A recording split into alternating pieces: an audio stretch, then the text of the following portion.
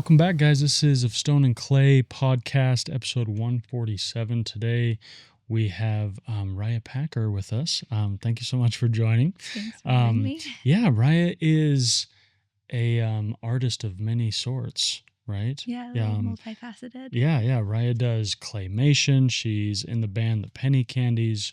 You are a children's author.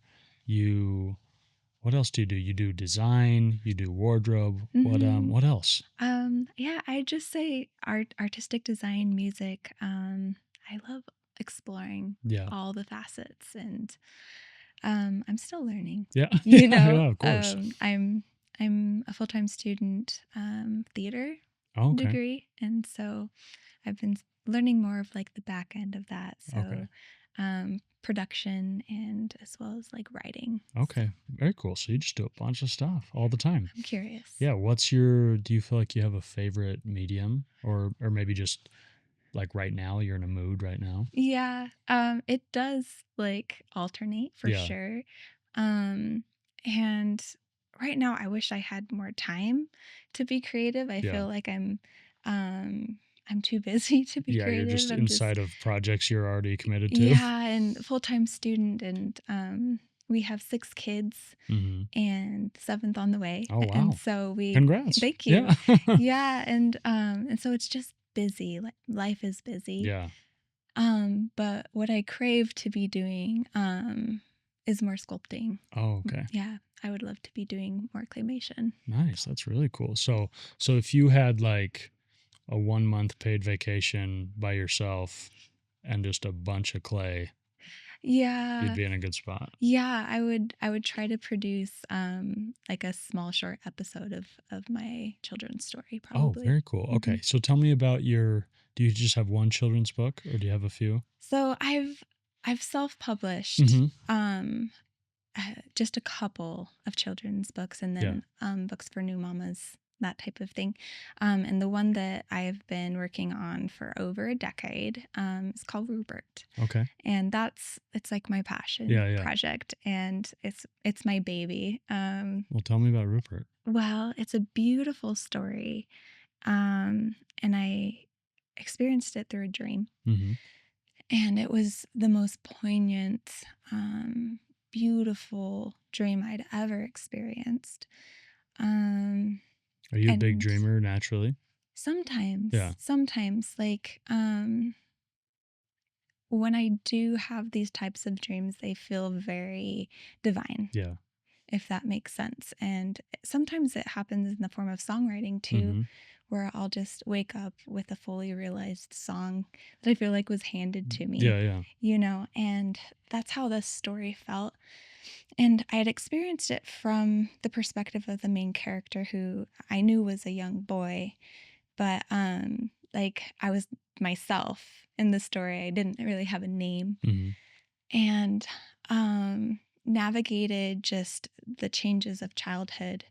And through that, he had these imaginary friends. They were more like monsters that others couldn't see, but they were his dearest and nearest friends. And like everything to what they looked like and their names, even these little characters that are like fluffy little colorful pets, called the Bumbaloos, you know, and this gentle sage dragon named Blue.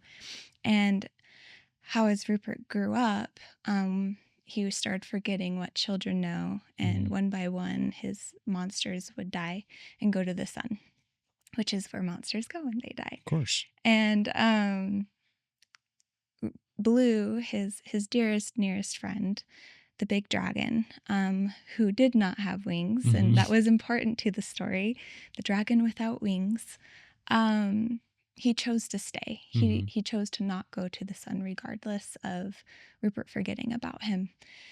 And so it's kind of about, it deals with loss, you know, it deals with grief, it deals with the changes of growing old.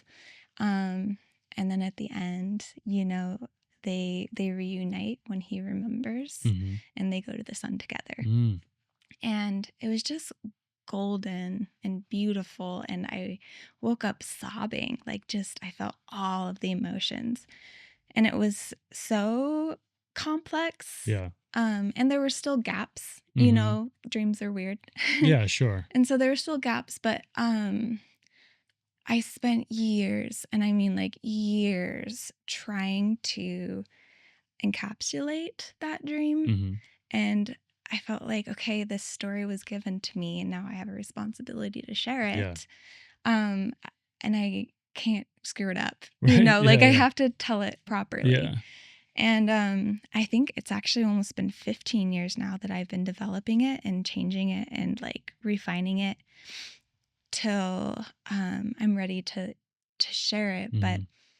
the tricky thing is that it doesn't follow like a traditional Narrative. storyline. Uh-huh. Oh, sorry. Oh, you're good. You're good. Storyline or narrative. And so, especially in like the Children's book genre. well, even just in America, it doesn't Uh-huh. follow the norm of what like movies or Yeah. even TV shows were what we're used to. Mm-hmm. And so I've been trying to figure out like how do I tell this story? What medium do I use? Mm-hmm. And I've learned that it just needs to be a combination of everything. It can't just be words. It can't just be a children's book with pictures and Mhm. words. Like we need music, we need visuals, Yeah. we need all of it to tell the story Mhm. properly. And so, yeah, I've been trying to develop in what little time I have extra, um, a way that I can share short episodes that are like isolated, Uh-huh. but Standalone. standalone, but like accumulatively tell the overarching story, Mm-hmm. and so it's something that people can follow and enjoy, and you get to know the Mm-hmm. Yeah. characters. But it, yeah, just doesn't follow like a traditional Right. So has the story arc. become pretty long? It is pretty Yeah. long. Yeah. Um, and that's also a tricky thing is, I It's almost like it will, needs to be like a TV series. yeah. Mm-hmm. Yeah. And I think we could tell it in a mini series. Uh-huh. But I think it would be more fun to do short episodes, like shorter episodes, but Yeah. more of them. Mm-hmm. Especially for kids, Yeah. Yeah. But it's not just meant for kids. That's, I think, another really important part of Rupert is it's meant for everyone. Mm-hmm. It's very universal. Yeah. That's cool. So why do you feel like, you know, you were drawn to this story about whether it's mostly about loss or friendship or the afterlife or what are those things that for you maybe you've always been passionate about or you've wanted to tell these stories? That's a great question, and I was struggling with it for a long time because like I thought I knew what the story was about. Like Mm-hmm. I thought it was about death and Mm-hmm. loss. And it wasn't until I got into script writing classes at UVU, Mm-hmm. the college that I'm going to, that I learned how to really dive into themes. Mm. And um, I was able to kind of condense it and boil it down and be like, oh, that's what this is actually about. And this is why it came to me and why it was so important. And it was more about death of self-expression. Mm. The story is more about losing yourself um, than it is about like actual death. Mm. And I felt, An emotional death maybe. yeah, and even maybe a creative death. Mm-hmm. And in my first marriage, I was just very suppressed, right? And um it was not a safe environment to be creative. It was not a safe environment to have emotions. Yeah. And I felt like I lost myself through that, Yeah. and How long were you married? almost 11 years. Okay. And coming out of it, I had to like find my voice again Mm-hmm. and my confidence um and Rupert, I feel like he kind of caves to the pressures and expectations of the world Mm-hmm. instead of staying true to himself, Yeah. right? And what he knows to be true for himself. Um and it he ends up in a really dark place, Yeah. you know, and I was in a really dark place. I wasn't willing to admit it during a lot of it, Yeah, you know. sure. But yeah, I felt like I was drowning in a lot of ways. And so um now I can see like myself in Rupert Mm-hmm. in different ways Yeah. that I didn't before. Yeah, that's beautiful. So, why do you think when you come out of a relationship like that, I feel like, and maybe this wasn't your experience, but I feel like so many people, even though they realize, man, this was not a good relationship, this was toxic, or this was hurtful, or, it suppressed me. Why do you feel like there's some added shame that you feel when you get out of that? Did you experience that at all? Oh, wanting to get out of it, I absolutely felt shame Mm. and guilt. Even though it Um, was like destroying you. yeah, 100%. Um, like I felt responsible in a lot of ways Mm. for it. And, you know, what was I doing wrong? What could I have done differently? Um, and the commitment that I made, you know, to him and to our family, Mm-hmm. I felt like I was betraying it, you know, Yeah. something just so much bigger than myself. It was hard um, to even admit that I wanted out. Right. Right. Yeah. Um, yeah. How did you get the courage to finally leave? Um, I don't know that I had the courage to leave on my own. It just kind of got to really um it got to the point where it was not safe. Yeah.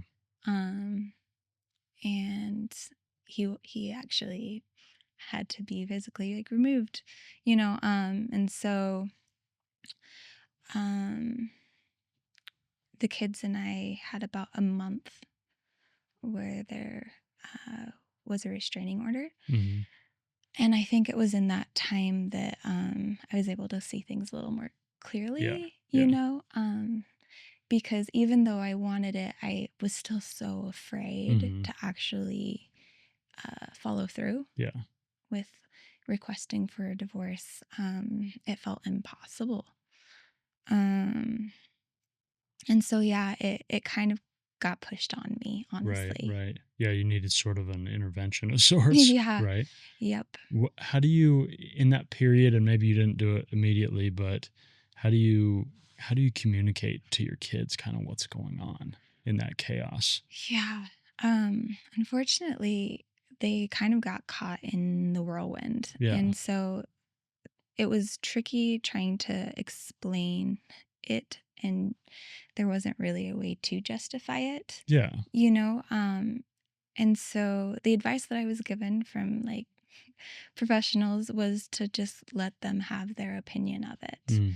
And obviously, if they ask questions, then you answer them honestly. But my son, the middle one of the Mm-hmm. three, he was the only one that was asleep during just it was just a traumatic Yeah. experience.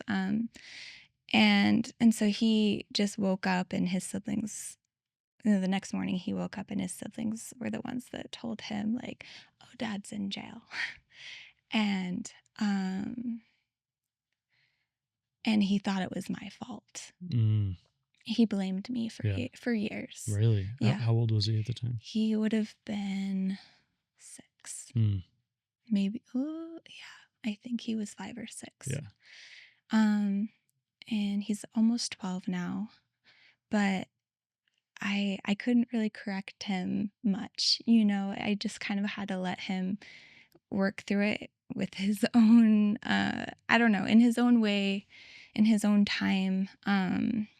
And then when he was ready and willing to have conversations and ask real questions, like I could answer them in age appropriate ways. But yeah, it was a hard thing to navigate with the kids. Yeah. I feel like my oldest, she witnessed and experienced a lot of the brunt of what I experienced too. Mm-hmm. And so we have a lot of shared experiences. That when it happened, I feel like she almost had like a sigh of relief Yeah. of like, oh, like this is better this Mm-hmm. way. And she got it. Yeah. Like she understood Yeah. why.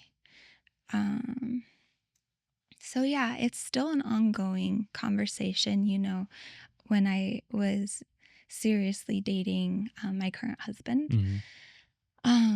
I remember driving home after spending time with my husband and his kids, and all like my boys just broke down in the car and were like, why can't you just get back together with dad? You know, Yeah. I just want to be a family again. Right. And it's kind of like a heartbreaking and uncomfortable thing to have to say. But like the reality was like, well, your dad and I weren't happy together. Yeah. You know, we actually didn't get along. Mm-hmm. and I was sad a lot. I felt lonely and sad a lot of the time.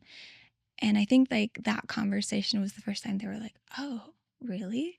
Like you guys didn't like each other? Yeah. You know? And it's not like we didn't like each other, but it's like we weren't a good fit. Right. You know? And so it's an ongoing discussion still, obviously, but it was definitely tricky going on. And as they get older, Mm-hmm. like I feel like they deal with it at every developmental stage again. Yeah. Right. Right. And so it's almost like they think like we think we're over it or whatever, past Mm-hmm. it, and then it's like it all comes up again in a new way for them. Yeah. Yeah. Yeah, that's so tough. How did you like I'm always so interested in people's stories when they experience such intense heartbreak, and then how do you reopen your heart when your heart's been so broken and crushed and you feel like you have nothing left to give, and you feel like I don't know if I trust people anymore, I don't know if I trust myself. How did you kind of go from that to opening up your heart again and availing yourself to connection? Well, I that's a good question. You're like, I don't know. I I feel like wow, this goes way back to high school actually. I grew up in a very loving home. Like my dad is just so fun and sweet, and my mom is like the most gentle person ever. And but at the same time, there wasn't a whole lot of like affection that was displayed to us. And so I was not comfortable with affection. And you know, I was almost 19, I think, when I had my first boyfriend. And I remember having so much anxiety over even the idea of being in a relationship. Right. And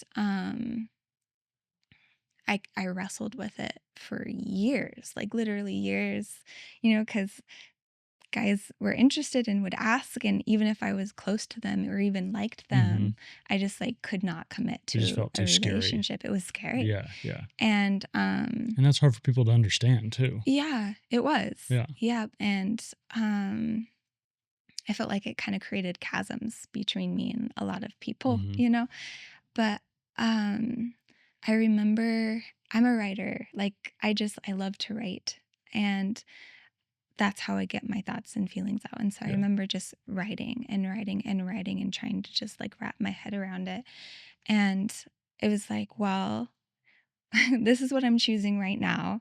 And like, it's pretty lonely, you know? And this isn't what I want forever. But the alternative is really scary. You know, like I have to be vulnerable and open up to somebody. And I don't know if I like can do that. But I was like, I need to make a decision one way or the other.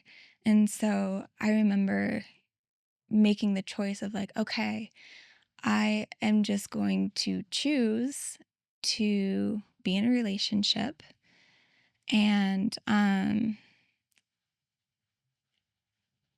and I guess we'll see what happens. Like I Yeah. had no expectations. I was Mhm. like, I don't know what that's gonna be like.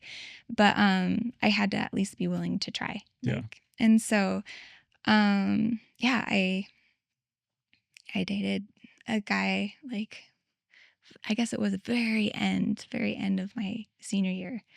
And the poor guy, uh I think it took like 2 months for me to even let him hold my hand. Right. Like Yeah. I was just like no touchy. And we had so much fun Just a together. guy's worst nightmare. Yeah, seriously. It was so, but that's just where I Yeah. was. And and so I think that that choice, it was like a literal decision of like, I'm going to do this regardless of my fears, Mhm. because I believe, like, I have faith that the benefits outweigh, Yeah. the cons or whatever. The pros outweigh the cons. Because I had this visual and this hope and this desire for, this ideal, Mhm. and it's like, well, I'm not going to reach that ideal if I stay alone. Yeah. um, Yeah, it's almost like, well, what alternative do I have? yeah, Like I have to go over this chasm and try and figure it out. yeah. Yeah. And so I think it was similar to that. And I'd actually gotten into a relationship after the divorce that was healing in a lot of ways. Mhm. Like it was just like a more gentle and safe. It was like a safe landing, Yeah. if that makes sense. Um, and he was just such a good friend, and I needed a good friend in that Mhm. moment. I also had like the most incredible support system Yeah. during that time. Um, and so when that relationship dissolved, which I think going into it, we both knew that it wasn't going to be a long-term one. Mhm. Yeah. Um, but it's like we both needed it at that time. Yeah. We needed each other, Yeah. if that makes sense. Yeah, I think there's a lot of relationships like that. And Yeah. sometimes from the outside, maybe it looks shallow or frivolous, Yeah. but sometimes, yeah, you just need that person for a small season. Yeah. And there's no real like end game. It's just like, no, like they are healing me in this moment. And maybe we don't view the world in the same way and don't want the same thing. So we won't end up together. Yeah. But man, we need each other. Yeah. Yeah. That's exactly how it was. Yeah. And I'm like so grateful for that relationship. And then when it ended, I think that's like when everything just kind of like um I was able to actually experience the grief in full Mm-hmm. of what had happened, and um experience like just that heart-wrenching loneliness as a single mom. Yeah. Um and yeah, it was like a very disparaging couple Yeah. years. And and I never thought that I would be the person that like saw a happy couple and was mad about it. But Yeah. I was that person. Right. Like I was just like the happy go lucky that Uh-huh. would like get teary eyed when I saw old people holding Yeah. hands. Like that was me. And then all of a sudden like I would see that and I would get so angry and so sad and so dark, and be like, oh, it's all a lie. It's not real. Yeah. And anytime I saw like young couples just jumping into marriage, Yeah. You're like like, you'll never make it. You'll never make it. I was totally being so judgmental. Just cynical. I Yeah. was so cynical, and as I was having those thoughts, I was like, this is so not like me. But I also like felt just hopeless, like I was never gonna have that. Yeah. And I grieved that for a long time, I think, and resisted it for a long time. But uh, then I kind of accepted where I was. And then I was like, I'm actually okay being single. And like, I'm not even interested in looking. Right, right. Like, I don't want it. I don't want any of it. Yeah.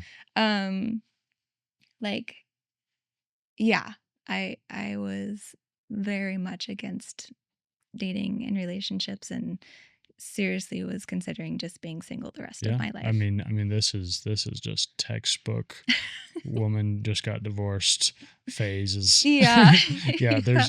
It's interesting because I've been out with and dated a lot of divorced women, and it's almost like they come in 3 or 4 phases. There's like the I hate men and I don't trust them and I'm not interested and they can all go die. Yeah.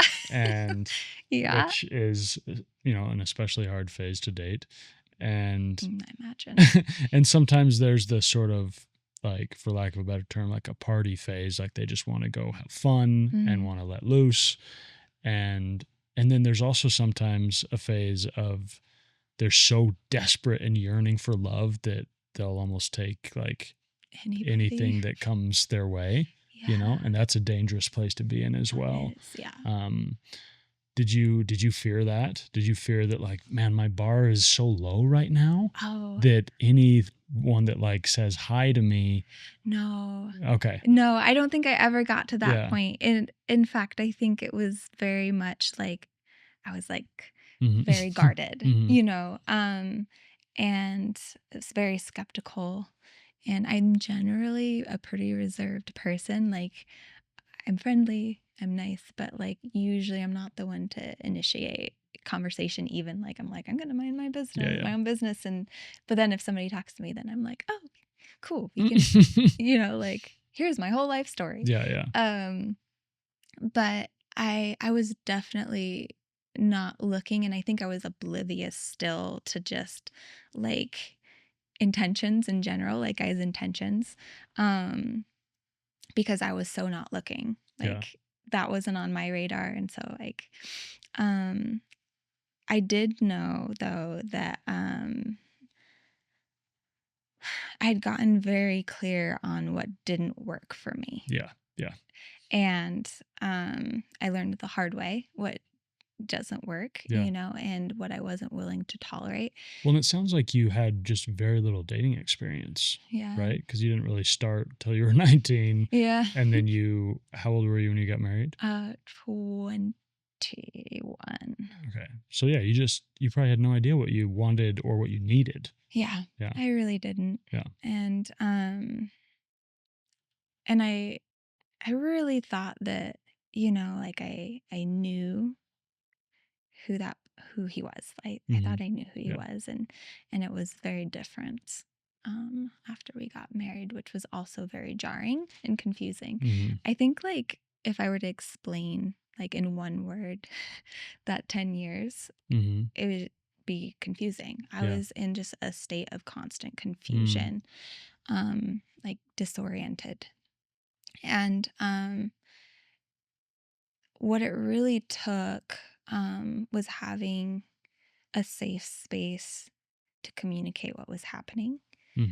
Because, like, I was super loyal, to my husband. And, like, I, even talking bad about him to family members, like, bad about him. Yeah. Just relaying facts. Yeah, exactly. Yeah. Like, I just swore it off. I was like, I'm not going to tell anything bad about him. And so nobody knew what kind of abuse was happening. Yeah. And I think through just like very I don't know, like, over time it was subtle, but we both justified the behavior, even though, like, the behavior was not justifiable. Yeah.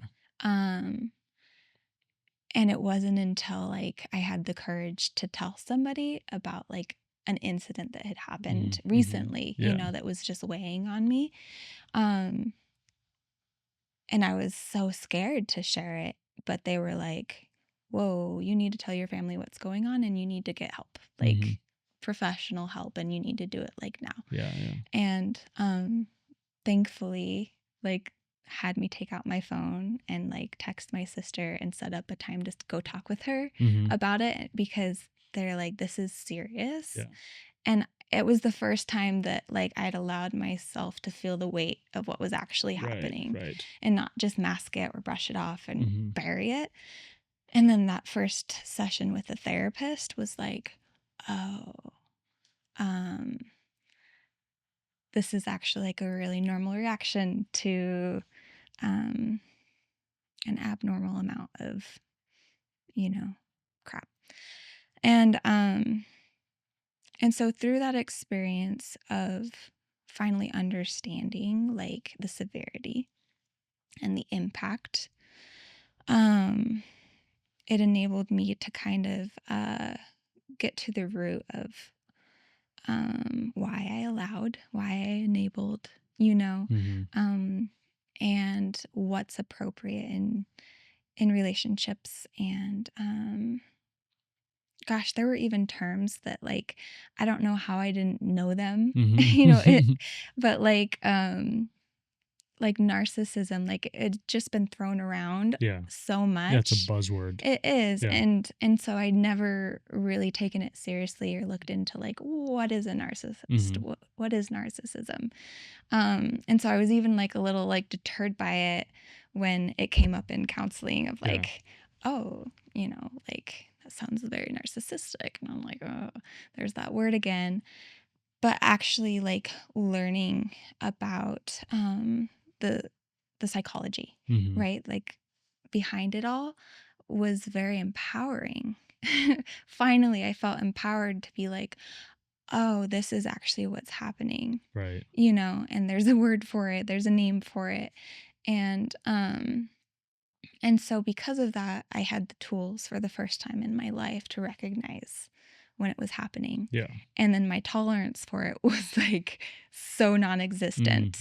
And so I think to answer your question, like, was my bar low? Like, no, I think it was very high because it was like, I never want that again. Yeah. And I'm never going to allow somebody to treat me like that again. Right. That's great. Yeah. I love that you're a writer. I'm a writer too. I've written a few books. Yeah. So cool. But I would love to hear how you would describe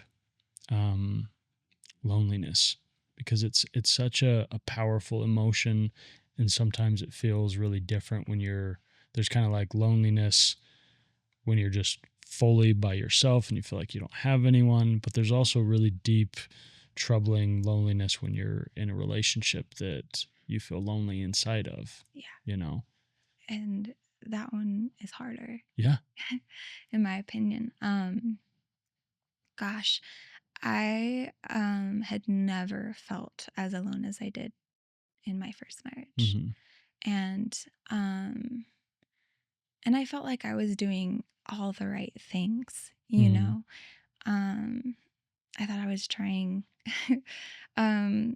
even in a spiritual sense, like I felt like I was checking all the boxes, and I just remember times when I was sobbing and, on the bathroom floor of like, I'm doing everything that I'm supposed to. Like, why does it feel like this? And why do I feel so alone and so abandoned and so neglected? And I think because it's somebody you're so intimate with, that withdrawal feels extra painful. Yeah. And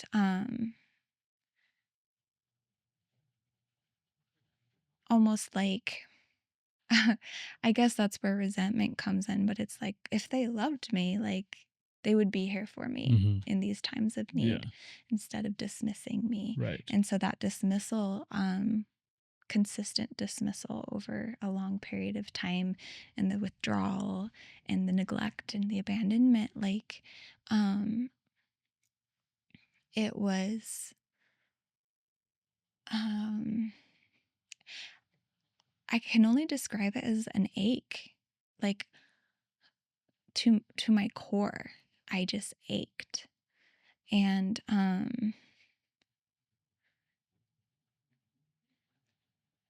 I just longed for a sense of companionship, and care um, that I just didn't get. And it did feel very different than the loneliness and despair that I felt, 2-3 years into being a single parent, like after my divorce. Yeah. It was different because I felt so free and liberated afterwards. It was like this giant weight had been lifted, and I was the only one responsible for my own misery. Right. Right? Like it wasn't being imposed on me by somebody else. Yeah. And so like it felt very different. There were definitely times where it was just like, woe is me. Depths of despair, it felt more dramatic, and it was real, and it was intense. But it was like mine and mine alone. Yeah. If that makes sense. Yeah. Yeah. One word you used that I thought was really salient was neglect, and I think I've never experienced, that level of loneliness inside of a relationship. Mine has been very much just me and myself. But that word neglect is interesting because I think sometimes you feel neglected like cosmically, right? You feel like your soul has been neglected. You feel like you've been just left out in the rain and no one even knows it. Yeah. And that's it's such a heavy feeling. It is a heavy feeling. And that's like a beautiful and sad description. Yeah. That I can absolutely relate to. And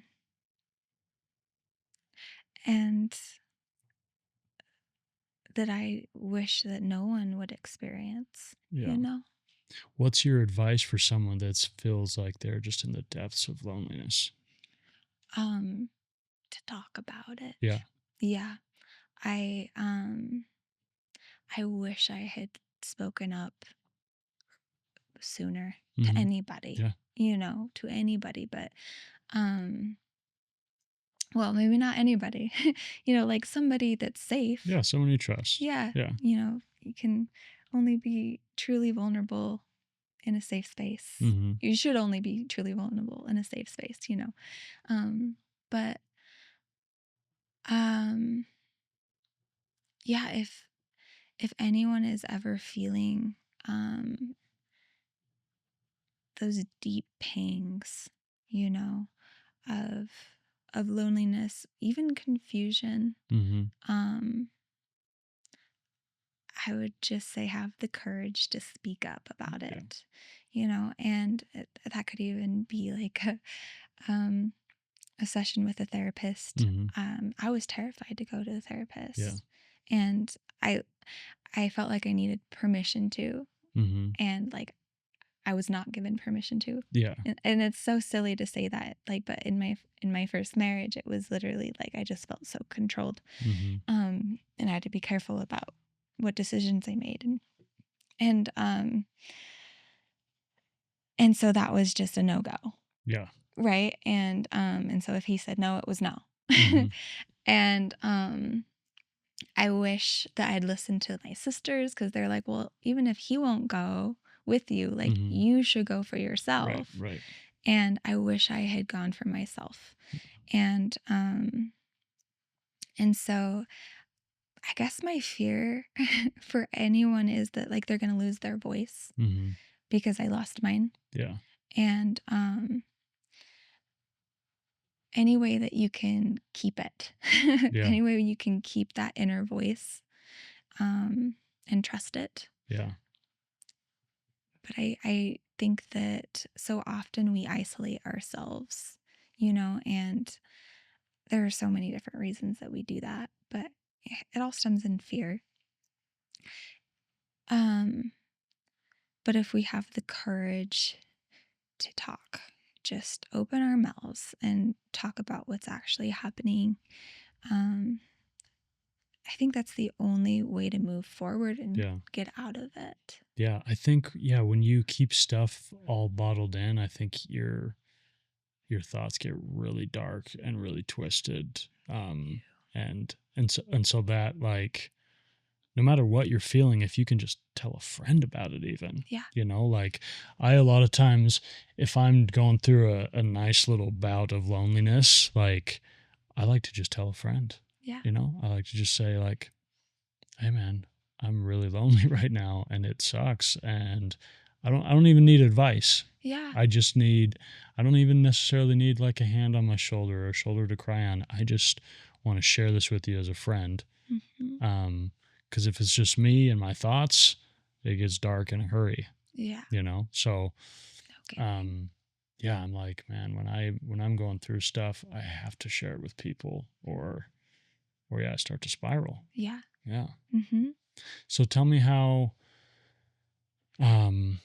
you sort of rediscovered joy and love with your new husband.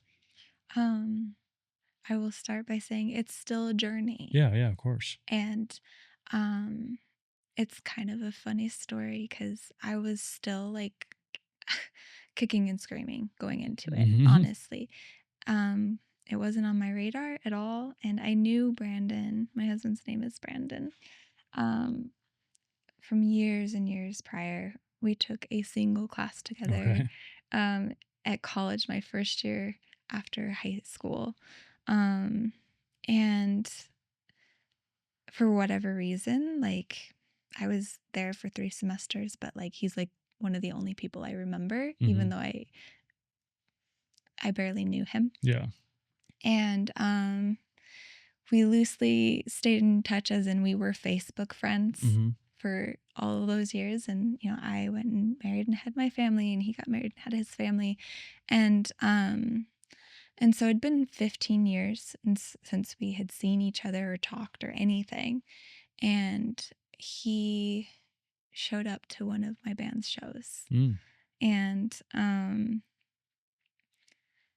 immediately recognized him, but we had like 30 seconds to talk, before I got swept away or whatever. And there wasn't really anything there. It was just like, oh, that was Brandon from college. And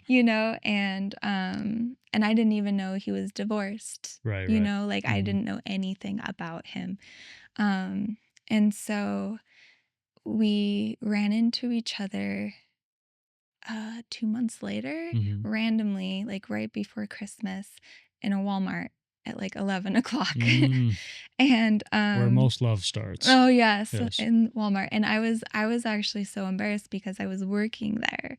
Like, I had hit rock bottom, man. Like, shout out to Walmart. No, I was like very humiliated, which is terrible because they treated me really well. Yeah. It's just a job. It was a job, and I needed something secure for me and my kids, that would also be flexible with my school schedule and kids, and they were amazing. So, I worked at the gun counter, and I was going in to help my supervisor just prep for, the pre-Christmas rush. I was not supposed to be there. And I saw him, and I was like, I should be going this way to clock in, but that's Brandon. Yeah. And I was like, I'll just say hi. Yeah. And so we ended up talking, for 30 minutes. Right. And it was so refreshing because that's when I learned, like, he'd been through a divorce, and he'd been divorced for 6 years. And the most encouraging and real thing was just like, oh, you're doing amazing. Like, you're exactly where you should be in the process. Yeah.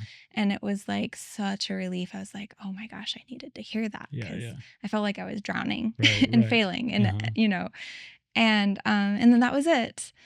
And then I think that he might have reached out on Facebook and was like, hey, I'd like to continue that conversation over lunch or whatever. Yeah. And I was like, oh, thanks. Like, I just was like so not interested. Yeah. And Why weren't you so interested? because I was still just in that place of like resenting men in general. Mm-hmm. Yeah. Yeah, I just was like, nope, Yeah. not. I've been victim of just being a man. Oh, sorry. Yeah, and so it was just interesting because I got the most intense like urge that I needed to reach out to him, and I was like, no, I'm not going to reach out to him. Yeah. Like, no. And it just kept coming back and coming back and coming back. And so I was like, fine. So I gave him my number because I'm like never on Facebook, and he's never on. I mean, he's never on Facebook. Like this last post was like 7 years ago. Yeah. And so like I was like, this is probably not a good way to communicate with each other. Mm-hmm. And so here's my number. And how long after the fact was this? gosh, maybe just a month or two. Okay. Probably like 2 months. Yeah. And so we set up, we went on a date, Mm-hmm. and it was like real talk. It was real talk about kids and,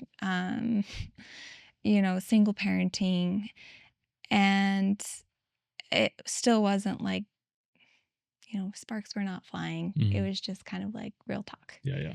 And I left being like, man, I just overshared. Like that was a mistake. Yeah.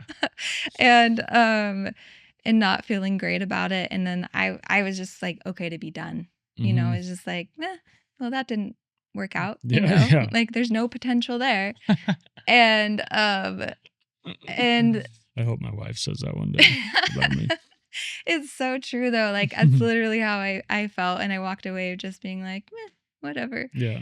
And then like 2 weeks later, again, it was like clear as day, like, you need to text Brandon. And I was like, I don't want to text Brandon. I don't have anything to say to him, Yeah. And it happened over and over and over and over and over and over all day. Yeah, literally a whole day where it was like, and then it came to me and it finally was like, oh, is this like a prompting? Like, is this like a, like not just my brain, like what's going on? And I was like pissed actually.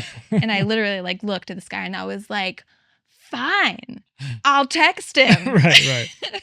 What do you want me to say? Yeah, script the text for me then. Yeah, exactly. Okay. And he did. He was like, all you have to say is, thank you for that date. Like, thank you for the date. That's like literally just a post-date text weeks after the fact. Weeks after the fact of like, thank you for the date. And I was like, thank you for the date. That's the stupidest thing I've ever heard. Send. And like within seconds, he was like, I have been thinking about you all day and was going to ask you on a date. Like, if it's not too last minute, do you want to like go on a date with me again? And I was like, okay. And so we did. And again, it was not like, it wasn't intense and, like the sparks didn't fly, but it was just more real conversation, getting to know him a little bit better. And the next date that we set up was literally, I think we were together for 8 or 9 hours straight. A full work shift. Yeah. And we did not stop talking the entire time. And I think it was like very cathartic for both of us. Yeah. And we went on another date after that, obviously. And I think that date was when we were like, oh, we're aligned in like almost everything. That's like our core values. Yeah. The alignment was like insane. Yeah. And at that point, it was an emotional decision for me. It was like a logical decision of like, it would be stupid not to pursue this because everything else is lined up. Yeah, we're in such alignment on the important things. And so like it would be stupid not to explore this.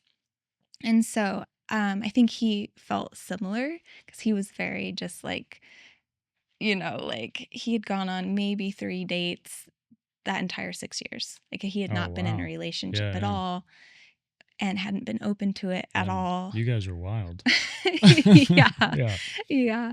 And so he was like really, really cautious as well. And but from that day forward, we spent every day together.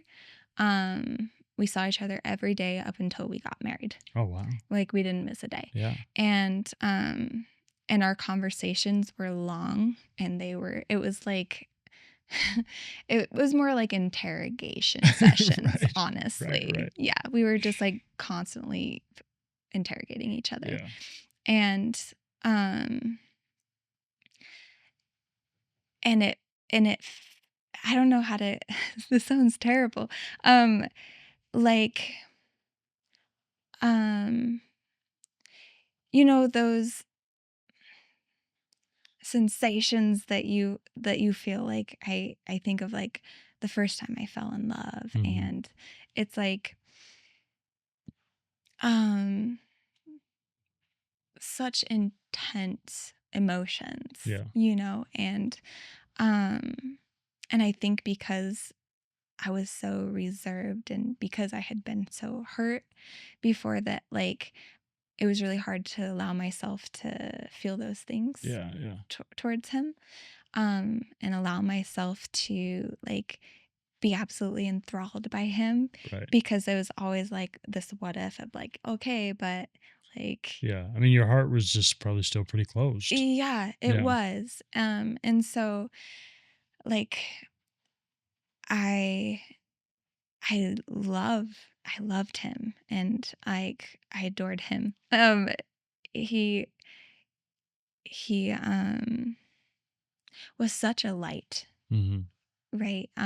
Because I had just like been through so much, and I felt like I was always like bogging things down, you know, like Yeah. I, if the mood was here when I walk into the room, it's just like, wah, you Well, know. you just had so many heavy years. I did, Yeah. yeah. But he was just like a breath of fresh air, Yeah. and he's fun and humorous, and so it was like he brought this light back into my life.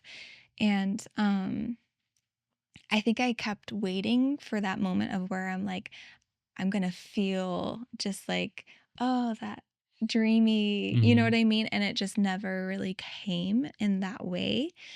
And it was more of just like, I choose this person, and I'm dedicated to this person in our relationship and our future and our family. Yeah. And like he's like my best friend, you know, we get along so well, we're so similar. But it wasn't like an infatuation ever. And I think I kept just waiting like, oh, maybe I'll heal enough that I can feel this like depth that I'm craving. Yeah. And it's been a process. Like I feel like time is getting me closer to being able to feel those emotions deeply again. Yeah. But I don't know how to describe it other than it's like I feel them in a shallow way. Yeah. Yeah. Um So it's like you're trying to like carve out depth in the relationship, and it's it's a bit by bit. like emotional depth, yeah. And I think it's coming through consistent rewiring, you know, because it's like in situations where I'm used to a specific response, you know, when he doesn't respond in that way, and he responds like in a gentle way, and he's Yeah. kind, and he's, you know, You're like, well, what's going on? yeah, you know, but it's like rewriting my brain. Yeah. Because before you probably never really like associated those kind loving feelings with romance. Right? Yeah. So now when you experience them, you're like, well, what are these? Yeah. You know? Yeah, totally. And it was um it was refreshing to be like, oh, like he's not going to abandon me when I'm like emotionally compromised, you know? He's actually gonna like move closer in instead of moving farther away. Yeah. Um, and because he shows up in that way, in that capacity consistently, and he has consistently over time, it's like now I can trust him fully, Yeah. you know, and I can trust and expect and feel safe to open up, Mm-hmm. you know, and slowly but surely, um, like I'm feeling more like my old self. Yeah. But I grieved. I had to grieve it because there was an absolute death of old Riah. Yeah. You know, I will never be the same person. Mm-hmm. And like that was really hard to swallow for a while because I was just like hoping that I would get back to that like happy-go-lucky Mm-hmm. person that was always glass half full, Yeah. or you know, like Yeah. always optimistic, always sunny, and where like I didn't have to choose to be happy, you know what I mean, like, or make a conscious effort to That be was your happy. default It was setting. my default setting. And so there was like a grieving period, realizing that like that wasn't my default setting anymore. It was just Mm-hmm. different, you know. And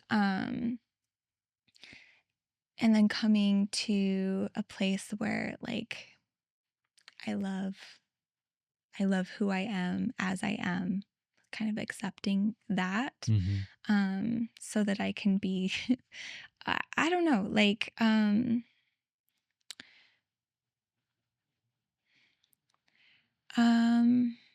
more present in my relationship. Yeah. Does that make sense? Yeah. Like, instead of like waiting for something that's not going to happen to me, Mm-hmm. it's like, oh no, this is actually like the way it is now.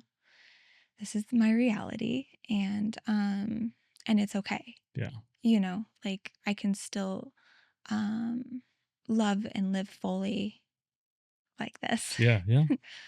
So, Yeah. I love that. I really love the idea of saying, well, our level of depth right now is honestly a little shallow. Um, it's not the dream I have, the ideal amount of depth, mhm. but I'm gonna keep carving, and Yeah. if my depth is is 2 feet deep, I'm gonna chisel away until it's 3 feet, and then I'm gonna go for four, and I'm just going to make that my mission, and be obsessed with creating more depth, and maybe it takes a really long time, Yeah, but that's a really beautiful and like worthwhile journey. it is. Yeah. It has been beautiful. And I'm like so grateful for him, and for this just a whole journey and experience, because it's not just he and I either. Mm-hmm. We're creating depth for our whole family, Right. you know. And it is like a very hopeful outlook too, because like I know that over time it's just going to deepen, Yeah. you know. Mm-hmm. What are maybe some practical tools for increasing your depth in a relationship? um Speaking of interrogation, I'm just coming at you. yeah. Um so we we work with a family counselor Hmm. often, and it has been game changing because we both brought, you know, our own baggage Yeah. into this, and And most you of you it. you had 3 kids and he had 3 kids? Okay. So yep, exactly. And I feel like um a lot of mine came up when I was in my first relationship after my divorce, Hmm. right? And so like I kind of had to face them head on and as they came. Yeah. And my partner at the time, like he had to deal with with that, Yeah. you know, bless his heart. Because stuff would come up because trauma's weird, Hmm. and I would have these visceral reactions and responses that like I didn't even understand. Yeah. Um, and so I had done a lot of work because I had been in a relationship, Hmm. and I was his first relationship for 6 years. Right. And so he wasn't expecting stuff to come up. He's like, oh, I thought like I'm good. Right. It's been 6 years. Like Yeah. I'm fine. And then turns out, oh, I'm not fine, and he has these preconceived notions of how I'm going to respond to him when he's in crisis mode, right? Just the same that I have those preconceived notions about him. Yeah. And they're not true. Right. They're not based on reality or even experience together, at least. And so I think for us, part of creating that depth has been working with a professional to heal old wounds and to understand why we're having these responses, or why it might be difficult for us to initiate these conversations. Initially, like my go-to is like withdraw until I figure out like what's going on, and then I can talk about it. Yeah. And when I withdraw, it's like triggers something in him of like, and so it's like a really bad combination. Yeah. And like, will you just let me withdraw? Yeah, My like goodness. I need to figure this out. And he's like, I want to figure it out with you. Right. It's funny how we all just have different styles. Yes. Of communicating and arguing and all those things. All of it. Yeah. And so it's really nice having somebody that's like neutral to help us be like, hey, you guys are on the same team. You have the same goals. Yeah. It's not like you and the problems between you, it's like problem here and you guys on either side of the problem. It's like the problem's over here and you're side by side facing the problem. Right. And that has been invaluable to just like have somebody who's in both our corners that understands what's going on when we don't. Yeah. To just walk us through it and give us tools, right? Yeah. And so like that's invaluable. And also putting in the work like individually, because there are times that I catch myself like falling into old routines where it's like I just resort to like resentment, and it's like, well, I'm just like, I'm gonna brood. It's like, because even if I talk to him, it's nothing's gonna change because that was my experience for so long. And so it's like I go into this like doom or gloom. And so instead of choosing closeness, I choose to retreat. Which does not help the relationship get deeper. It doesn't move us forward. And so like I've had to get real with myself and get uncomfortable and just be like, no, like I'm going to break these cycles. And even though I don't want to, like, I'm going to show up and choose closeness in this moment, even though it's really hard for me to. And I think it's going to take a lot of practice for me. Again, I'm just like rewriting code. Yeah. Well, I love that. I feel like that's such a great relationship mantra to just say, I'm choosing closeness. Like we have so many opportunities throughout the day to like do things that make us less close, even if they're really micro examples, but like I was talking to a friend and her husband go to couples therapy, and she said our therapist, like the thing that really changed it for us, our therapist told us there's these things called bids, right? And she said basically anytime you say something to your partner that is essentially a possible moment to connect and they reject that bid, they call it, you're getting further away from your partner. Even if it's a small thing like, babe, let me show you this thing on my phone. And she's like, I'm busy. Can we do that later? You're kind of rejecting a bid. Yes. Right. And sometimes it's a physical bid. Sometimes it's emotional. But the therapist was like, these are little, maybe 20, 30 moments throughout the day to possibly connect. And when we reject them, we get further away from each other. Mm-hmm. So I love the idea of saying, you know what?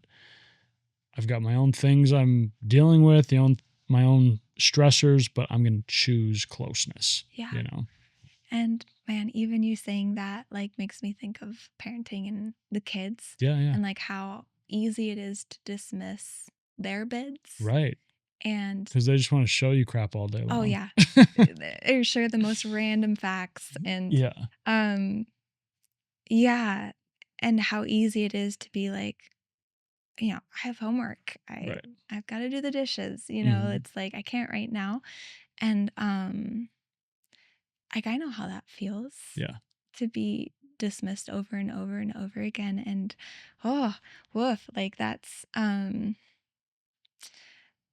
making me want to prioritize choosing closeness with our kids too. Yeah. Like being more aware of that. Yeah. And, it's funny. I look back at my childhood and I remember moments of like when I was a little kid, I was obsessed with drawing. Mm-hmm. Right. And I would always just want to like draw with my mom and we'd get some coloring books and we would go at it. And I remember those are great memories for me. Yeah. And she could have easily just done it every once in a while when she had nothing else to do. Mm-hmm. And I'm sure she always had crap to do, but she knew that was a great little time for us. Yeah. And I remember asking my dad to, come play basketball with me and come throw the ball around and all those things.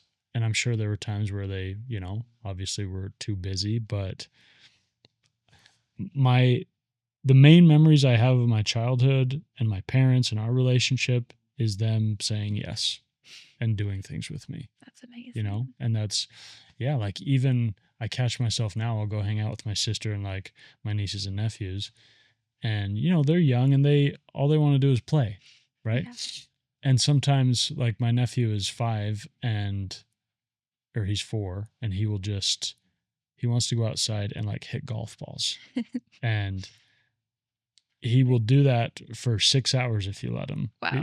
Like he will not get tired of this. And so often he's like, Uncle Tay, can we go outside? And sometimes you're just like, no, I want to like text people on my phone. Yeah. But I've tried to tell myself like, man, when he asks you to do something, just go do it because he's going to remember that. And it means way more to him than it probably does to you. Like means the world to them. And so like, why else are you here? You came to visit them. Yeah. You know what I mean? Yeah. Like, so yeah, I just love that reminder for myself too, to just accept those bids, I guess. Yeah. That's so beautiful. And I will definitely be keeping that in mind moving forward.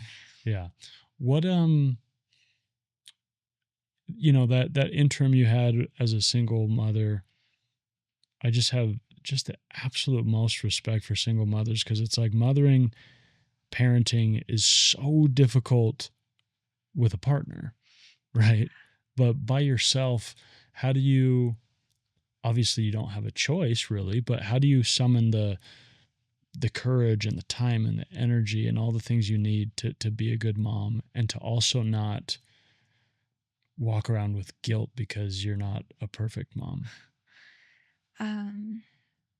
It honestly is just a miracle. Like I don't know how, looking back, how I did it. And like, I think I just had divine help, honestly. You're just in survival mode, kind of. I was absolutely in survival mode. But I also think that it was the first time in, over a decade that I was able to cultivate my own environment. Mm-hmm.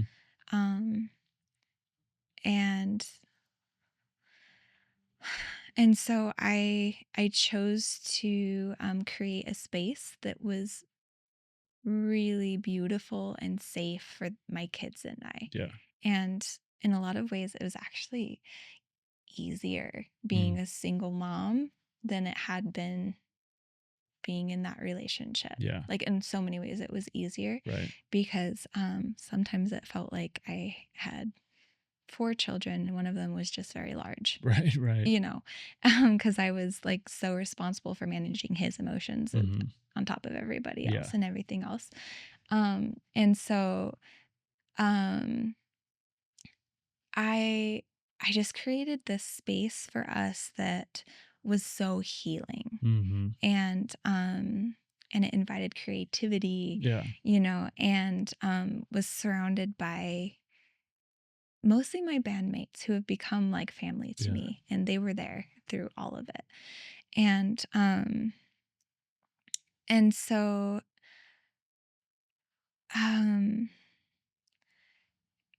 I can only describe that home. I lived in this beautiful old historic home. It was built in 1903, brick, and it had like the original molding and stained glass, and it was just like charming and imperfect. And it was a haven for us. It was an absolute haven for us. And I prioritized my time with my kids. And so I made it clear to my employers that it's like, hey, I have my kids half the time. When I have my kids, I'm not working. And so I would give my availability a month in advance. And so when I didn't have kids, I would work overtime. I would just like work as much as humanly possible to make up for the time that I was with them. But I just like, I wanted to be available when I had them, and so my classes in college, I scheduled them while they were in school so that I could be as present as possible. And I think that prioritizing that is like literally what saved me in that time period, because my kids and I had like so many moments to just bond and heal in that space, and always prioritizing adventure. So we spent lots of time outside and gardening and creating and adventuring and treasure hunting, just like all the things. And I think also at the same time, I just like could not stop for a moment, or like all of the balls would drop, that I was juggling. Like I just felt like I couldn't slow down and I couldn't stop, or else everything would fall apart. And so I literally survived off of like caffeine and corn dogs. There were corn dogs. No, not the corn dogs. Like, I'm not even kidding. Because I would work and go to school, and then I'd be with the kids, and then I'd put the kids to bed, and then I would study for 3 or 4 hours, do homework. And oftentimes I wouldn't get to bed until like 3 in the morning. And that was my norm for like 3 years. And it was so not healthy. And but at least you had the corn dogs. Were these frozen corn dogs? Well, they were. I would heat them up. No, I didn't know if you were hitting a gas station corn dog. No, okay. Like Foster Farms. Okay. Yeah. But that was like literally like all I had time for is like, okay, throw a corn dog in the microwave and then go and get an energy drink. Gosh, I wish we had a corn dog sponsor right now. That would mean everything to me. Oh my gosh. Yeah. So I just like was like full throttle just for fear of not being able to keep up with everything. And it was really, really hard for me to learn how to ask for help because I was getting burnt out. Like it was not healthy at all. And my sister kind of sat me down and was like, hey, you need to work on your network. And what she meant by that was like, you need to allow other people to like provide childcare for your kids. Right. So that you can get a break. And they're still being loved and cared for and in a safe environment while you're getting the rest and break that you need. And it was really hard for me to take that initial plunge because it was just like I was so used to doing everything on my own and keeping the boat afloat, Right. And so relying on like a community that I had to create for my kids was initially really hard, but it was like life-saving for all of us. for those days when it was like, oh, I have to go into work and my kids are here, I actually have people to call, you know? Yeah. And shoot, I totally forgot what the initial question was, Taylor. Who knows? It was a while ago. Okay, That's cool. fine. That's fine. I was But, yeah. gonna ask. So, you said you've written a couple books about motherhood, or things for new mamas. Yeah. What has been the focus of those, and what you're trying to communicate to them? Oh, it's good. So they're really simple, Mm-hmm. and like most of my stuff's kind of quirky, Yeah. with a little whimsy, but I just wanted to take my experiences that surprisingly, like the first time that I had a kid, and then it was like, Mom, this is happening. She's like, oh, yeah, that's perfectly normal. I'm like, if it's normal, why didn't anybody tell me Yeah. about it? Right. Right. They warn you about everything leading up to childbirth. So, like labor and Right. delivery, but they don't talk about the 2 months afterwards, Mm-hmm. which is the hardest part, in my opinion. Yeah. And so I was completely blindsided by the, I guess, like the healing part of it. And I just wanted to provide first time moms with like a little bit of insight of what to expect, and also like simple products that helped me, like were Right. lifesavers Yeah. during that period. Did you experience any postpartum? I didn't actually. Like, I think, there's a difference between postpartum depression and baby blues. Like, Mm-hmm. baby blues are very normal because hormones Yeah. are shifting, and like I cry a lot during this pregnancy. I'm Mm-hmm. pregnant, Yeah. Yeah. and so like there's a normal range, and then there's a very abnormal range. And so I never experienced the extreme, Right. which I'm really grateful But it for. might be hard for people to know, like, which am I Yeah, what's experiencing? normal? Yeah. Yeah, and so it's best to just like talk about it. Yeah. Yeah. Like just talk to somebody regardless. Um But my goal was to just kind of equip first time moms with like a little toolkit. Mm-hmm. And I always provide these baskets to my first time mama friends Oh, that cool. have all of the items in it with the Oh, little nice. booklet, Yeah. because it's like you're gonna need these, Yeah. Yeah. And in that section, or in that book, there's also a section that's designed for the partner, Mm-hmm. of like, here's what to expect and how to support. Mm. And then a whole resource section in the back that, provides examples and even products so that people can give that gift of experience to other people. Yeah. My hope is always that it can grow. And so it's like, I give it to them, and then it's like, I want you to write in this things that worked for you, Mm-hmm. and things that didn't, things that you would add, and then give it to somebody else who's a first time mom, and it can just, I don't know, keep going. Yeah, from that's there. so cool. One of my good buddies just had his first kid, and we were texting, and we're just like, how's everybody doing? What's going on?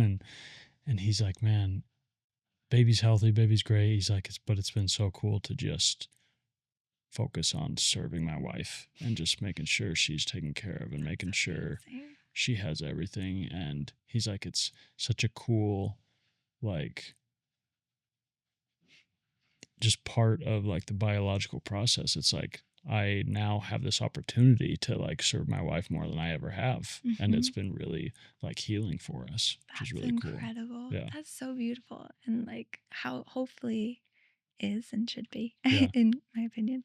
That's amazing. Yeah. I have a quote I want to read to you. I'd love that. I'd love to hear your thoughts. This is by Henry Miller, the novelist, and he said, the aim of life is to live, and to live means to be aware joyously, drunkenly, serenely, divinely aware. In this state of godlike awareness, one sings. In this realm, the world exists as a poem. Wow. That's amazing.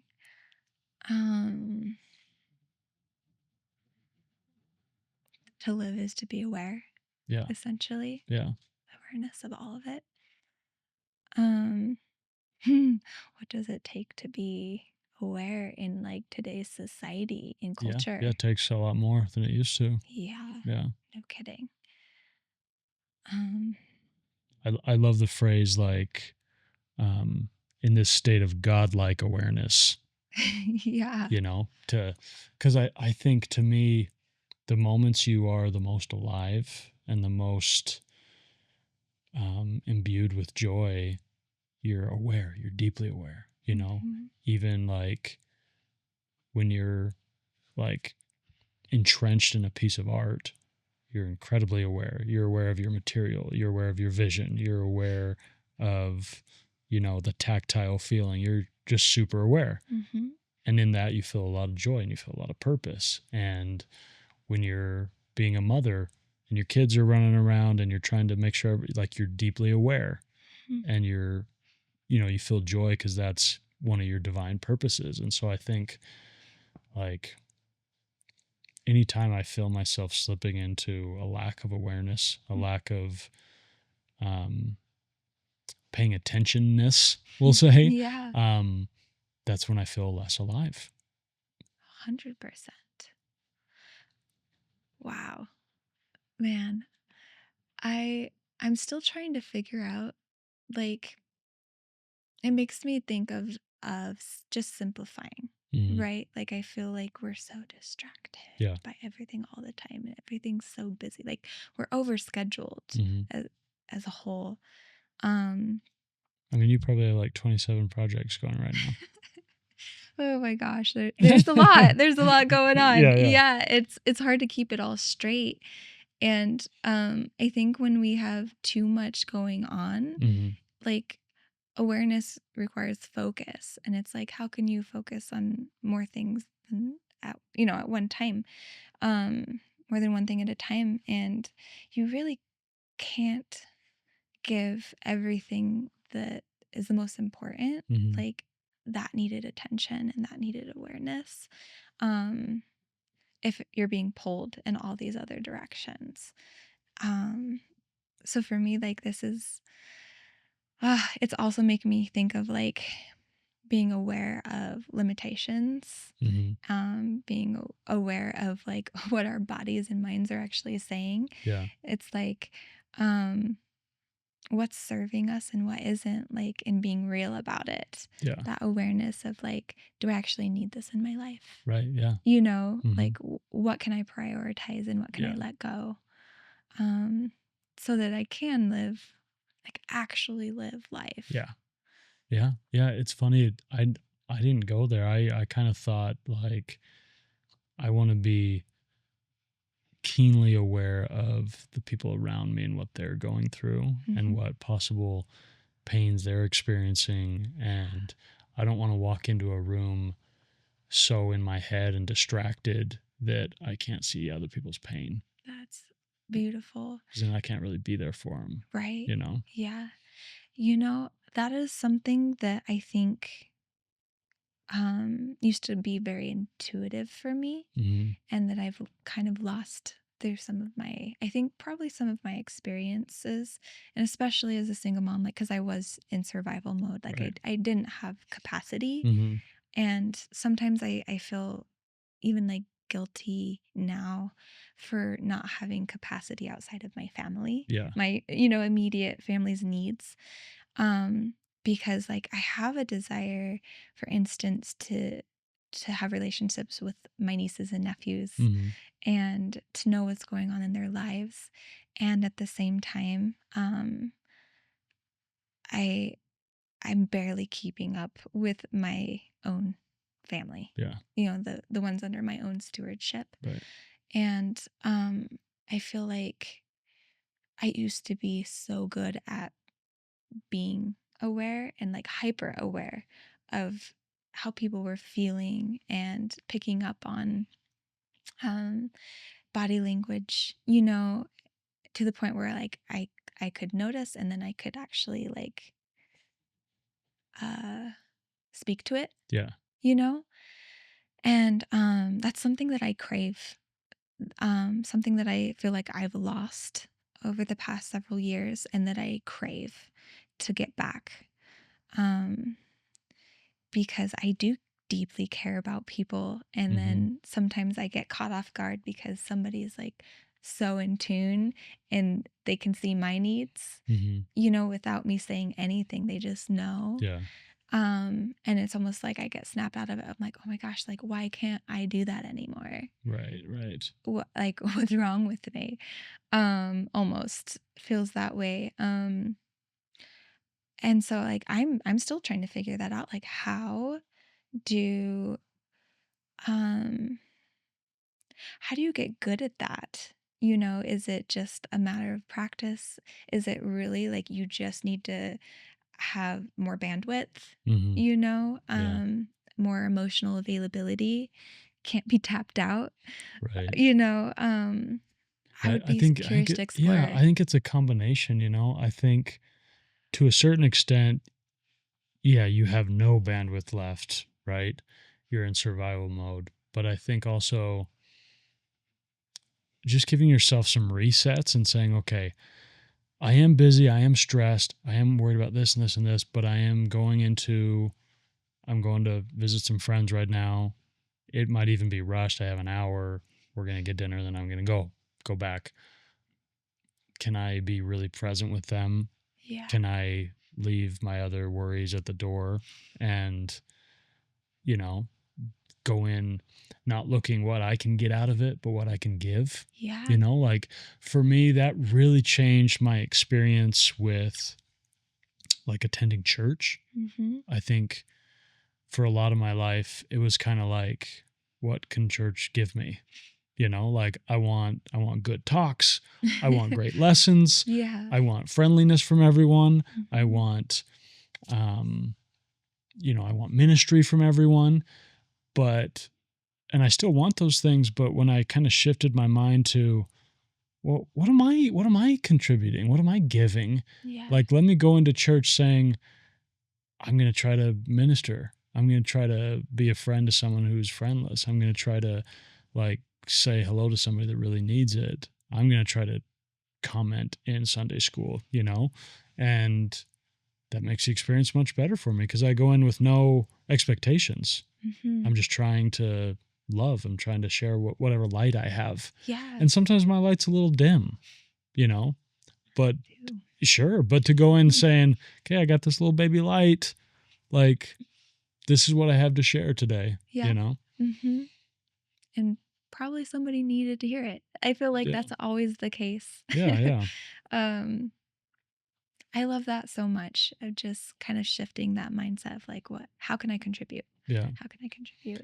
And I think sometimes it's actually really helpful if you go into a situation, maybe it's church, maybe it's a family gathering, maybe it's a friend dinner, and you feel like you have nothing to give. I think sometimes you actually give a lot by expressing that and saying like, hey guys, like, thanks so much.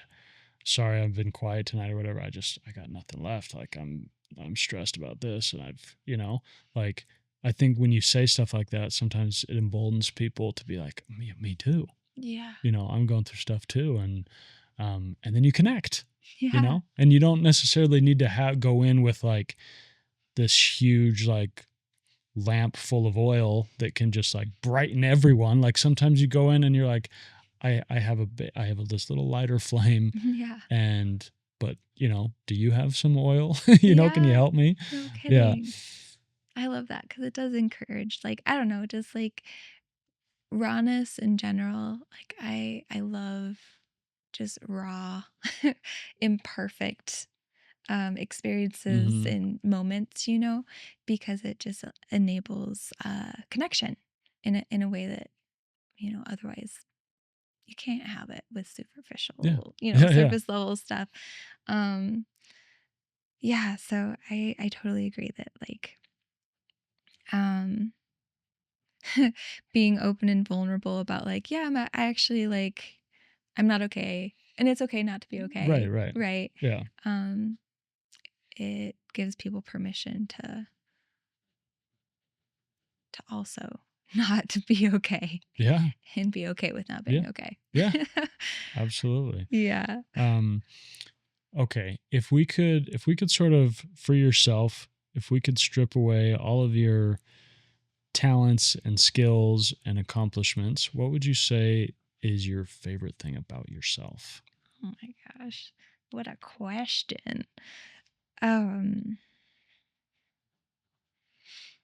um, Oof, woof.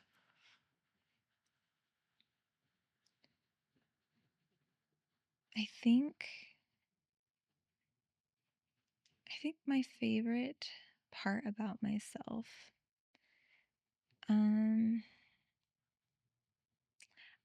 is probably my sensitivity Mm, actually.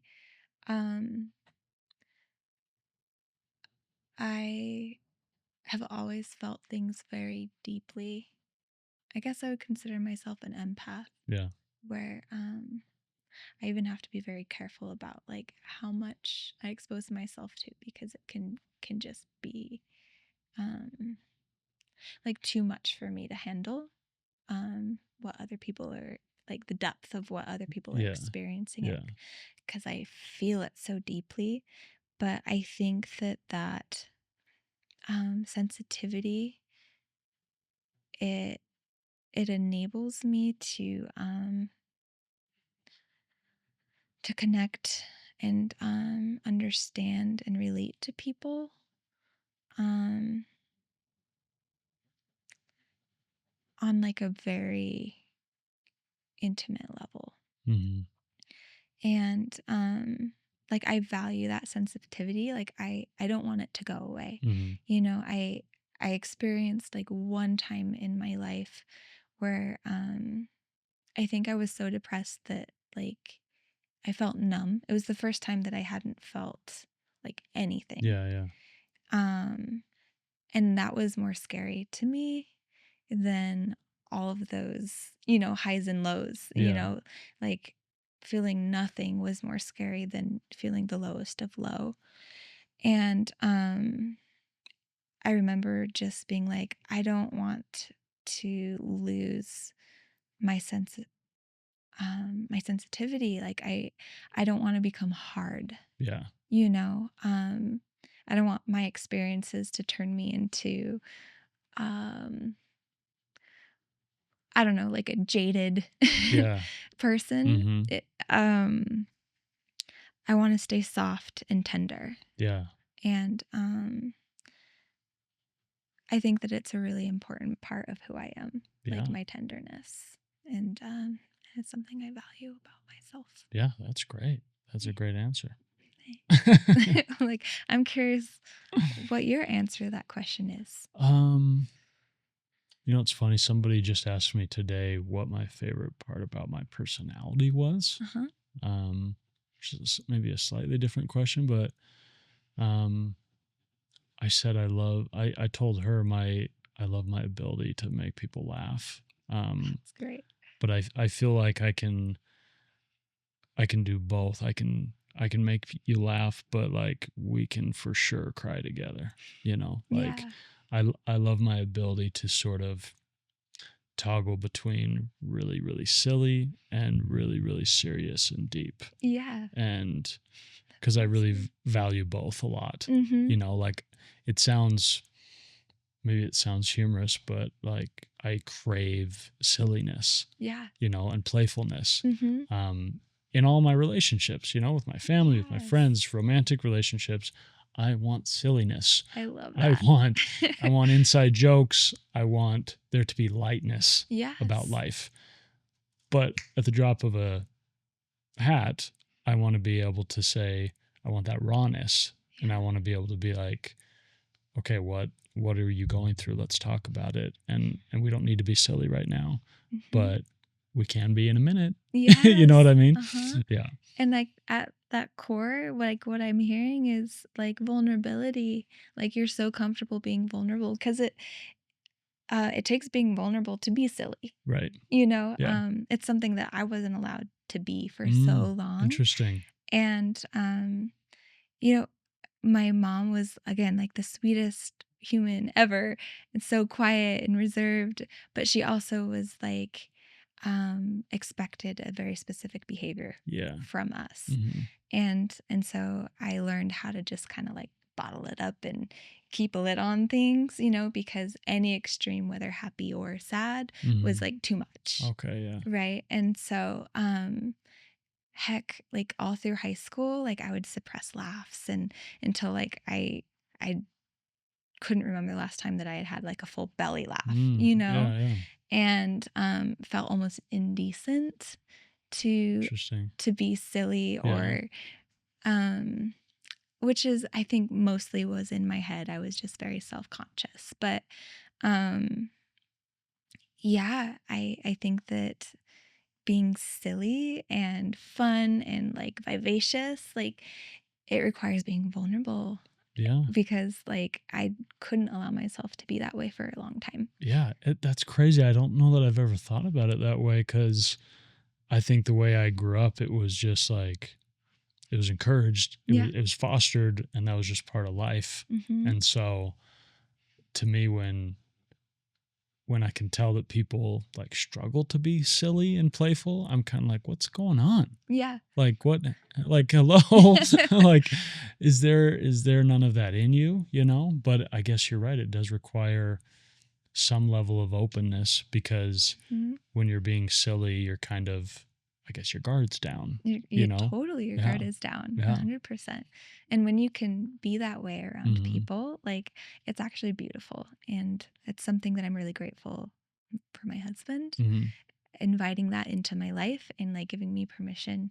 Where I think this is like the first time in my entire life that I felt like complete freedom to just be, and that encompasses like all areas of Riah. Right. And surprise, Riah is actually pretty silly too. Oh, surprise. Yeah. Like and it's fun to have people to share that silliness with, and also, and then like on the flip side, to have those like real intimate conversations with. So yeah, that's amazing. Yeah. It's when in a relationship that both you have the freedom to have both, you don't worry about, is it serious time or is it silly time? Yeah. Because well, both are acceptable, and so we can go in and out, and we can toggle between the two. 100%. And it's not a problem. And one of the most refreshing things about my relationship with my husband now is like the freedom to be silly, even in an intimate setting. Yeah. Whereas like I didn't know how much I valued that until I had it, and then it was like it was allowed. Yeah. And that's like anything from just like cuddling and being silly. You know what I mean? Like it has been so refreshing and so fun and so joyful being able to incorporate humor and silliness and fun, just like fun, into every aspect of the relationship. Yeah. So like I love that that's something that you value. Yeah. Me too. Yeah, that's great. Well, I know you just did, but to wrap up, I like to ask if you have any questions for me. Let me think. And while you're thinking, thank you so much for coming on, like super last minute. Yes. You didn't know who the crap I am, but Yes. but what a fun, like really insightful conversation. Like I really, really appreciated it. This was so nice. Thank you. I didn't know what to expect, and like which direction it would go. And yeah, there's so many I have so many thoughts right now, but I just like I'm struggling to formulate them into questions. Yeah. I think if I were writing, I'd probably have a bunch, because I think when I write. Right. Yeah. I'm like so bad at verbalizing. No, Oh my gosh. I also think it's so funny because I initially thought we would be talking about like my song that's coming out, because but yeah, we didn't even touch on that, and that's okay. Oh yeah, I It's totally beautiful. Like, I'm like, I think even it's just so forgot. funny because Yeah. we're just like following. It's like stream of consciousness. Right. And Well, it's real so quick, cool. while you are thinking, and you don't need to come up with any grand question, but um, I really did want to touch on that. What this song? I know we just talked really briefly before, but this song is maybe a little bit about experiencing a miscarriage. It was, yes. And I think even more than a miscarriage, it was like the moment in my life where the reality that God was real and aware of me Mm-hmm. was something I could not deny. And you experienced this through the loss. Hmm. And essentially what happened and what I share through the song is I was pregnant, and at the 8-week mark I went in for like the ultrasound, Mm-hmm. and we couldn't find the heartbeat. And so they said that's still like pretty normal, not to worry.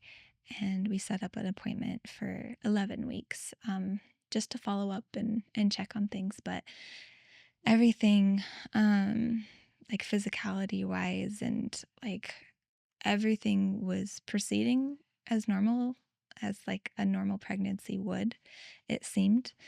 But I didn't know how to explain it. I just like, I knew that something was wrong. Mm-hmm.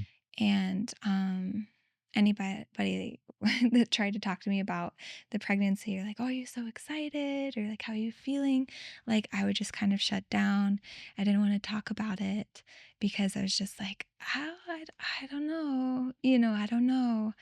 um and it was something that I was like so afraid to pray about Mm-hmm. because I was afraid of what the answer was going to be.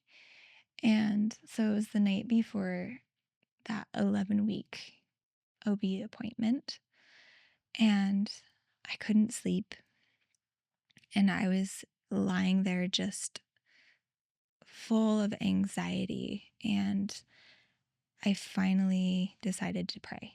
Mm-hmm. And like, I had just avoided praying altogether for weeks. Mm-hmm. Like, I was just like, I'm not even going to go there Yeah. because like I felt, I don't know, guilty about not wanting to talk to God, but like Yeah. I was just in a weird space. And so I prayed, and I prayed that, the baby would be healthy.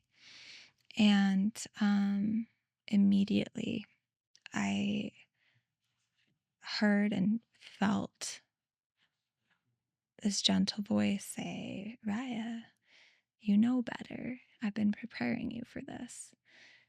And immediately just started crying. And I was like, I know. Um, I don't care if there's something wrong with the baby. Like, we will love the baby. We will Mm-hmm. care for it regardless. Just let the baby live. And clear as day, the voice told me again, Riah,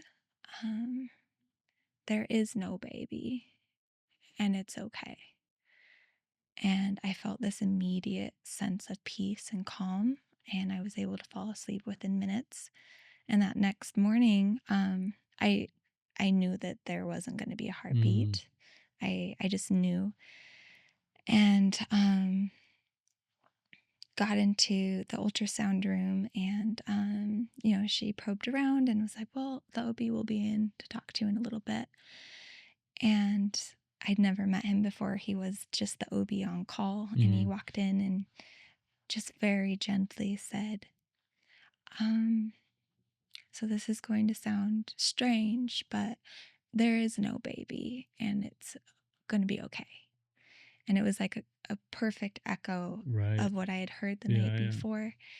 And what he had explained was, it was actually like a very rare occurrence, but it's when the fertilized egg attaches to the uterine wall, but it like an unfertilized egg actually Mm-hmm. attaches to the uterine wall, and it tricks your body into thinking it's pregnant, but there's nothing in it. Oh. And so there really wasn't a baby. And I remember the disappointment, because the hope and joys of bringing a kid into the world, like there's a level of disappointment and grief that comes with that I absolutely experienced. But overall, like, I just wept knowing that God was acutely aware of me. Yeah, yeah. And he knew my exact circumstance. He knew what I needed in that moment. And it was just undeniable for me. Like I had always known, that there was a God. I believed it. I never doubted that. But a loving God, who knew me personally, that was the first time that I couldn't deny it and I couldn't explain it. And I also think that it's a hard topic for people to talk about. Is just loss in general. And that experience is different than most women's, like there was never truly evidence of life, if that makes sense. Other than just the hope. Right. But I hope that it's still relatable in a way that can be like healing and open a dialogue for women to talk about it. And something that I've noticed just in the recent last couple years is a willingness to talk about it more. And even this year, I follow an artist and she just released a song at the beginning of the month about losing her child. And I was part of a writer's round Monday night. And one of the gals shared her experience of her miscarriage through song. And I don't think it's any coincidence that all of us are finally ready to share our stories, with the world and share our experience. But I think help give permission to have an open dialogue about it. Yeah. And I'm excited for it, honestly. Like, I think it's needed. Yeah, that's so great. And I think the cool thing about music is I think music is inherently healing. Like even, you can listen to a song in a different language and it can feel healing, but a lot of times the lyrics, like somebody's hearing it and they're not really positive what the artist is going through, right? And maybe the lyrics are a little ambiguous, but it's clear that it's about pain, it's about loss or whatever. And those are such universal feelings.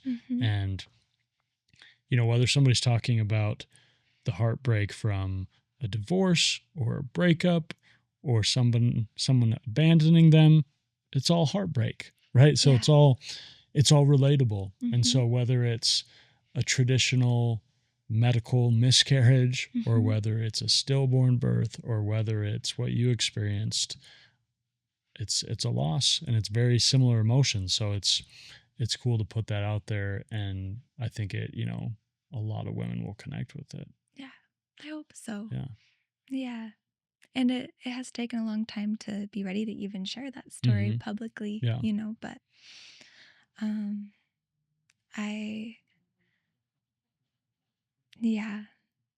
I think that songs do a much better job of conveying emotion than I ever could, even just like through story. So it's very poignant. Yeah. I mean, it's funny. Like most of the clips I post from the podcast, I add music in the background, and it's crazy what that can do to a message. Oh yeah. 100%. I'm like a emotional wreck when it comes to music. Yeah. Like a beautiful score from John Williams and I'm done, Right. So yeah, it's powerful. Yeah, awesome. Well, thank you so much for coming on. You're the best. Likewise, you were awesome. Thank you for just like such honest and free conversation. Like this has been refreshing and I'm very grateful. Okay, awesome. Yeah. Okay. All right.